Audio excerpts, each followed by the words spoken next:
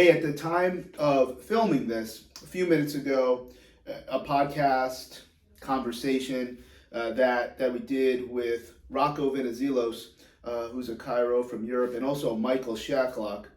Certainly, a lot of folks are familiar with him and his neurodynamics program, which is very, very interesting because there's really nothing out there that has the type of approach of treating a neural component, not necessarily a neurological limitation or issue, but treating the nerve and its components similarly as you would treat a myofascial component, except nerves and muscles and nerves and fascia don't exactly respond to the same types of stressors. So I do that just to plug those two. And there were some really fun things that we talked about, again, because it's a little bit different than what I would typically talk about. And it's also very exciting to just talk about some of these things that live in therapy and rehab. It seems to be coming up time and time again that I can tell you there was a job that probably I would not have moved forward with, but I was interested in talking and seeing the structure and seeing what was available. We want someone that's more rehab. Well, I'm sure they're just looking at maybe how I'm projecting on social media. I don't know, but whatever it is, to talk about those rehab pieces, some very interesting topics that I'm going to kind of draw back to after we talk about something else. I'm working on a project with some grad students out in California, and we are using medical diagnoses that someone else is choosing, and we're looking at the research and seeing what is best practice in terms of strength training, whether it is concurrent with the diagnosis, whether the orthopedic piece has healed, etc. And I was not surprised at all that this came up, because one of the diagnoses was in the, I don't remember if it was in the lumbar or the cervical components, because that's how everything is broken down, spondylosis. And then, of course, if you see spondylosis, you're going to see spondylolysis. And then if you see spondylolysis, you'll probably see spondylolisthesis. So these are big words, lots of consonants. I think anytime we take a very, very narrow anatomical approach, there's a lot of things that can become confounding factors. But they didn't even know what these words were. These are more exercise physiology, fitness, but they were certainly well trained and schooled into how to research these types of things. So let's create some definitions. We're not going to create them. We're not going to make them up, but we're going to put them together. Those three words all mean something different, but we'll tie them together, and then maybe that podcast with Rocco and Michael Shacklock will have a little bit deeper meaning in terms of how to link pain, how to link what has now also probably become very frustrating to some, biopsychosocial. It's been frustrating since day one for me, but I think people that really champion that model, it's been around long enough, it's probably been bastardized in terms of where the messages should be prioritized. So let's start with spondylosis. So spondylosis. All right. If you see spondylosis, I'm going to tell you it's the least crucial out of those three. And the way you can remember it, this is how I did it in physical therapy school, it has the least amount of letters. So the least amount of letters is the mnemonic, if you will, to appreciating that it's just a synonym for a beat up, ugly spine. It could probably be a synonym of degenerative disc disease. It could be degenerative joint disease. It could be arthritis. Spondylosis just means those types of things as it relates to the spine. Now, are any of those things relevant? Well, if we talk about arthritis, is the entire joint ravaged? Where are we at in terms of regenerating cartilage in the spine? Well, look, I'm not clear on exactly where other people are on the research.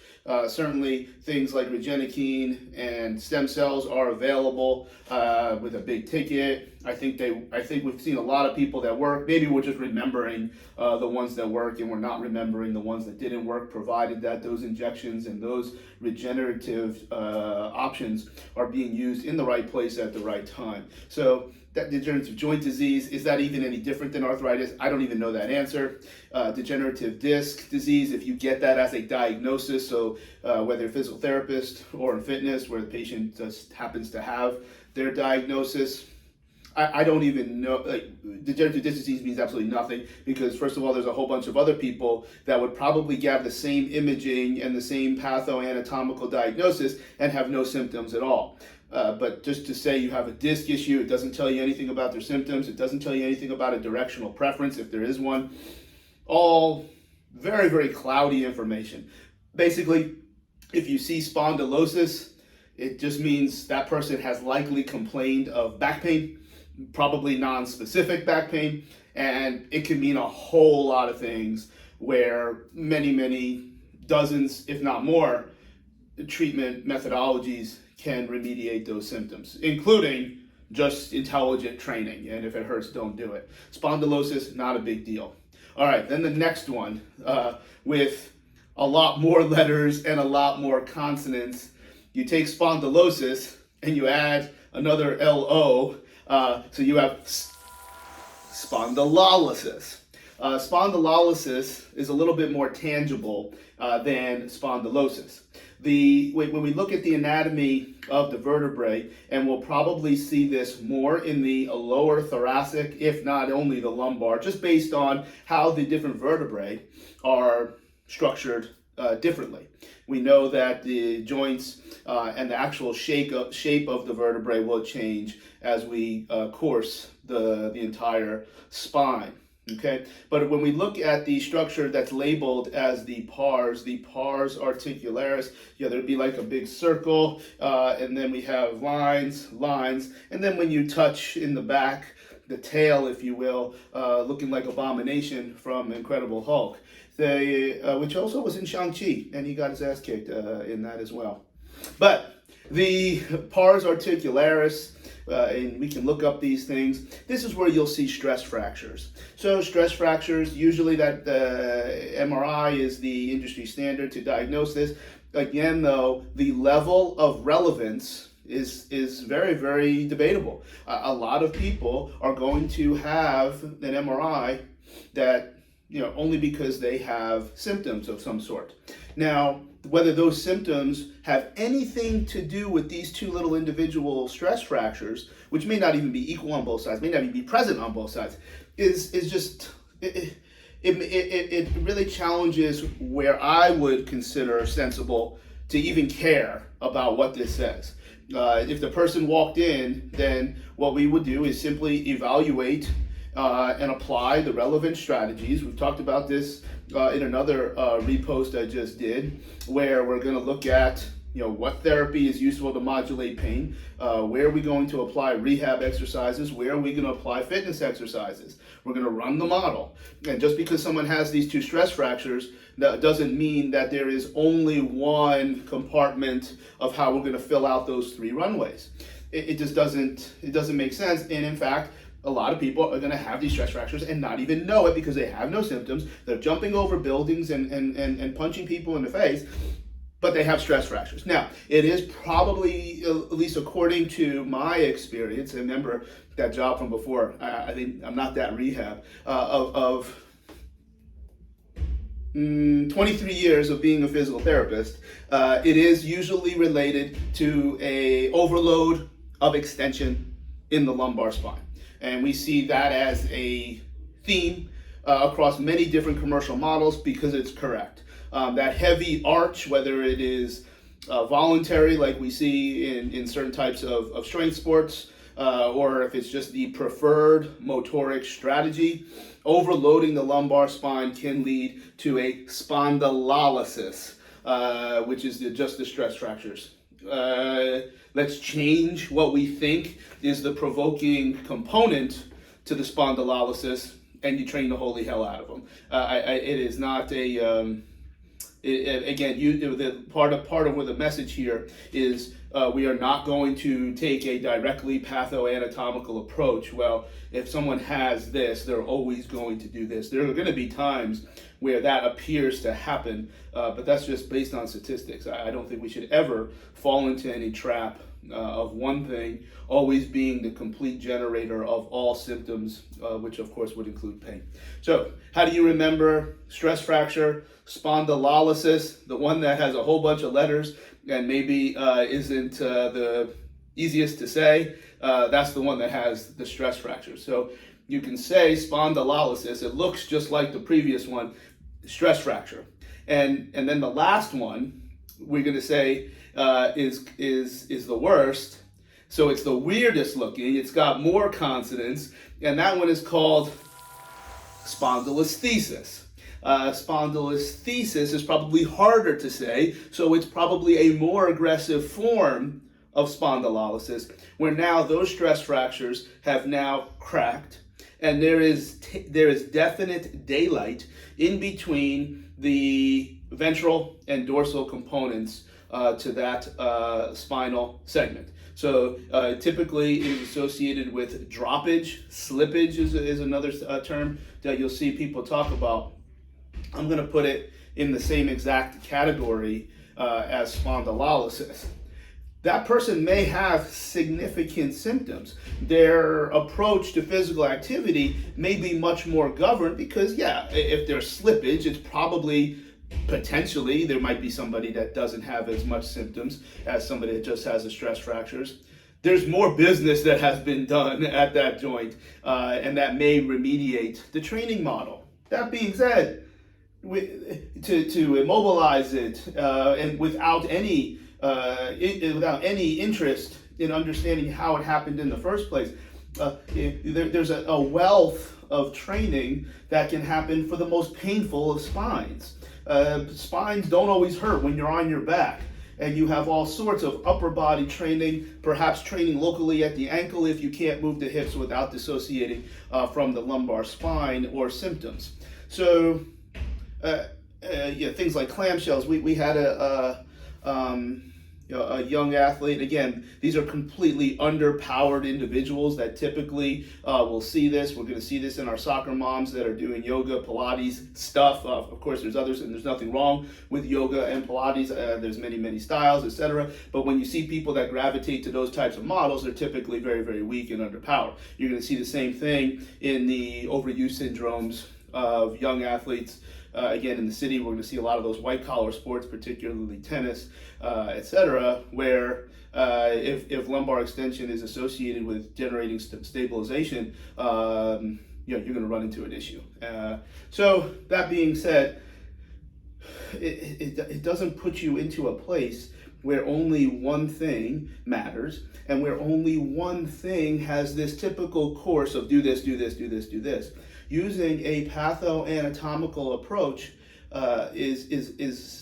cannot be where you're shoved into the corner. It cannot be where you're moving towards in what it is that your training or treatment process will do. We can discuss immobilization. That young man was put into a clamshell for 6 weeks, which I'm shocked in 2021 at that time is people are still doing this. We had another physician also look at them and said, of course, this is ridiculous, but very shameful. And of course, they're like, yeah, we'll come see you guys after Dr. So-and-so releases him from the brace. And of course, did they show up? Of course not. So it's I told Kyle, don't hold your breath on them coming back. And that's a little bit more psychology and sociology of dealing with certain people in New York City. So bottom line, you've got some really scary looking words that live on MRIs and prescriptions that you get from your orthopedist. They may even be factual. Spondylosis is just it's glom. It's like a paintball of a word, and it just splatters. It can mean a number of different things. Spondylolysis and spondylolisthesis, they have a little bit more meaning. They're tangible. They're facts. The MRI was crystal clear. Whatever image was crystal clear. Facts don't always have to be relevant, and these facts don't have to be the only guiding marker to your training or treatment approach. A lot of people have spondylolisthesis, and you have 5 different approaches, all of which can be useful, all of which can be valid in terms of remediating symptoms and improving relevant physical characteristics. So with that in mind, we could substitute a whole lot of very scary, complicated medical terminology as it relates to anatomy. Facts aren't always relevant. I think if you go back to that podcast, and we wound up probably not going as long as we thought we were going to go, but I think if you get about maybe 15 minutes in, we get off of the first topic, which was very social related, and then get into Michael comes on and just the nature of the discussion, where everything matters, everything is connected, lots of places can get you there. Now, I do think that getting to that endpoint faster does make you better than someone else, even if you get to the same finish line.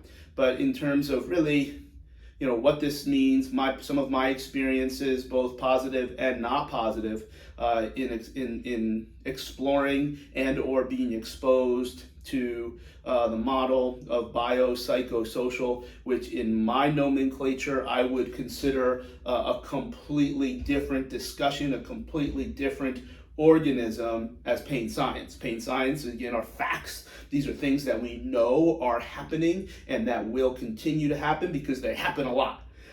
The biopsychosocial model is not exactly the same as pain science, even though they're probably in the same section in the arena.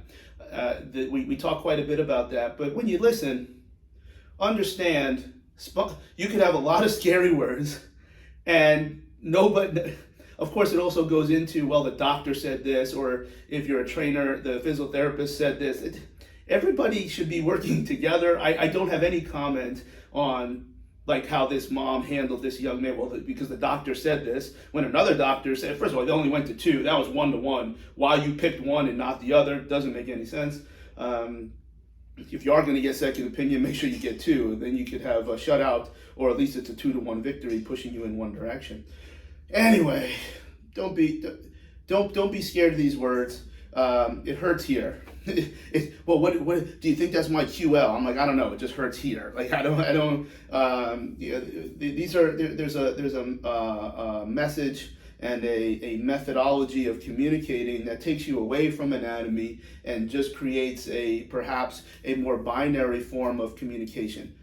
Does it hurt? Yes or no? Can you do it to an industry standard? Yes or no? If the answer is no, we probably need further evaluation. If the answer is yes, you train hard and get after it. So I hope you'll be able to get that out of that podcast. I really enjoyed it. So I'm going to make obviously here a special note that hopefully you take a look at it, and then don't be afraid of spondylolisthesis, spondylolysis, spondylosis. What I would like you to do though, if any of you have ever found, particularly in the Crichton section of Mobile, Alabama, if you have seen a leprechaun, say, yeah,